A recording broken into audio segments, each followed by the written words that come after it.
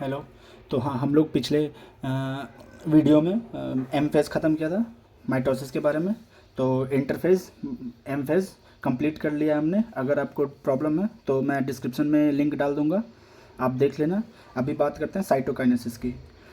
Mitosis में cytokinesis last part है। Cytokinesis मतलब साइटोप्लाज्म का डिवीज़न। हमने एम फेज़ में देखा, उसमें क्या देखा? क्रोमोसोम्स के डिवीज़न। इसमें हम क्या देखेंगे? साइटोप्लाज्म के डिवीज़न। ठीक है। तो साइटोकाइनेसिस प्लांट्स में और एनिमल्स में अलग अलग तरीके से होते हैं। पहले बात करते हैं प्लांट्स की। ठीक है। प्लांट्स में क्या होता है कि जो हमारे सेल्स जो होते हैं, सपोज़ ये हमारा सेल्स है, तो इसमें क्या होता है कि ये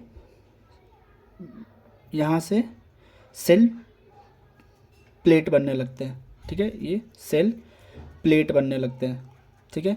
तो ये कहाँ से स्टार्ट होता है? ये सेंटर से स्टार्ट होता है और ये बाहर की तरफ जा रहे हैं। अगर कोई चीज़ बाहर की तरफ जा रहा है तो उसे हम क्या बोलेंगे? सेंट्रीफ्यूगली। ठीक है, सेंट्रीफ्यूगल हो रहा है, मतलब ये अंदर से बाहर जा रहा है। तो ये क्या हो गया? सेल प्लेट बनने लगता है। ये सेल प्लेट बाद में जाके लैमेला बन जाता है, मिडिल लैमेला, और फिर ये डिवाइड हो जाते हैं कम्प्लीटली। ओके, ये दो सेल में डिवाइड हो जाते हैं। ठीक है, ये अपना सेल है और ये अपना सेल है। ठीक है, समझ आया? ठीक है। तो ये क्या, सेंटर से बाहर की तरफ जाएंगे। एनिमल्स में क्या होते हैं? एनिमल्स में फरो का फॉर्मेशन होता है। एनिमल्स में फरो का फॉर्मेशन, सपोज ये हमारा एनिमल सेल्स है, तो ये क्या होगा? एक इधर से फोर्स लगेगा और एक इधर से फोर्स लगेगा, और ये क्या होंगे? धीरे धीरे फरो बनेंगे, और फरो बन बन के ये चला जाएगा, और फिर लास्ट में ये सेपरेट हो जाएंगे।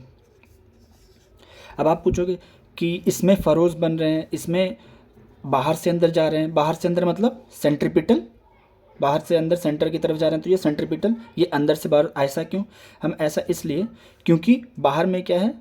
सेल वॉल है, और सेल वॉल का कैरेक्टरिस्टिक्स कैसा होता है? ये नॉन लिविंग होता है और हार्ड होता है, तो इसके कारण आप इसके सेल वॉल में फरो नहीं बना सकते। तो ये अंदर से बाहर की तरफ जाता है, और ये याद करने की ट्रिक है, क्योंकि प्लांट्स में सेल वॉल होते हैं तो ये अंदर से बाहर की तरफ होते हैं, जबकि एनिमल्स में सेल वॉल नहीं होते। एनिमल सेल्स में सेल मेम्ब्रेन होते हैं, तो सेल मेम्ब्रेन में फरो का फॉर्मेशन होता है, ये बाहर से अंदर की तरफ इसे एक तरह से स्क्वीज किया जाता है, तो जिसके कारण ये दो सेल में डिवाइड हो जाता है। ये है साइटोकाइनेसिस। साइटोकाइनेसिस होने के बाद हमारा सेल डिवीज़न कंप्लीट हो जाता है। लेकिन कुछ केस ऐसे भी होते हैं जिसमें कि कैरियोकाइनेसिस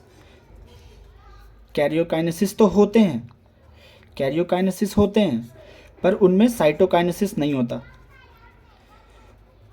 इसका एक एग्जांपल बता सकते हैं आप? साइटोकाइनेसिस नहीं होता। इनका एक एग्जांपल है न्यूक्लियर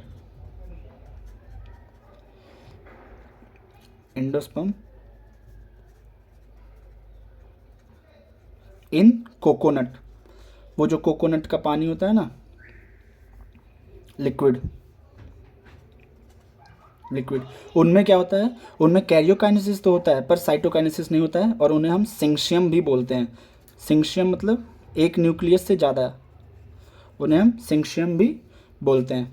ओके, ठीक है। ये हमारा साइटोकाइनेसिस हो गया। साइटोकाइनेसिस होते हैं, ये हमारा माइटोसिस कंप्लीट हो जाता है। अब हम बात करते हैं माइटोसिस के कुछ सिग्निफिकेंस के बारे में। Significance of mitosis. तो माइटोसिस देखा जाता है कि माइटोसिस मेनली डिप्लॉयड सेल्स में होते हैं, डिप्लॉयड सेल्स में।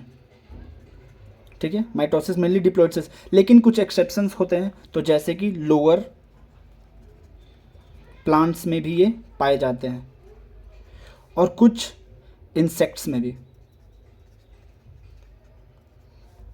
कुछ इंसेक्ट्स में भी, हैप्लॉयड इंसेक्ट्स में भी। ठीक है, मेनली ये डिप्लॉयड सेल्स में ही होते हैं माइटोसिस, लेकिन कुछ लोअर प्लांट्स में और इंसेक्ट्स में भी होते हैं ये।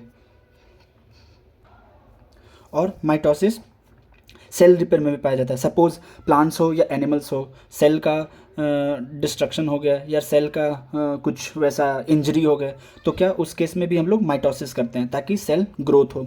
सेल ग्रोथ करना है। अब हम ये एक चीज़ जानना चाहेंगे कि सेल डिवीज़न होता क्यों है? तो सेल डिवीज़न होता है तब क्योंकि हमारा साइटोप्लाज्म भी ग्रो कर रहे हैं, ठीक है, और न्यूक्लियस भी ग्रो कर रहा है। तो एक टर्म आती है न्यूक्लियोसाइटोप्लाज्मिक रेशियो। तो साइटोप्लाज्म भी ग्रो हो रहे हैं और न्यूक्लियस भी ग्रो कर रहे हैं, ठीक है, न्यूक्लियोप्लाज्म भी ग्रो कर रहे हैं। तो एक ऐसा टाइम आता है जब बैलेंस नहीं बनती, जब हमारा साइटोप्लाज्मिक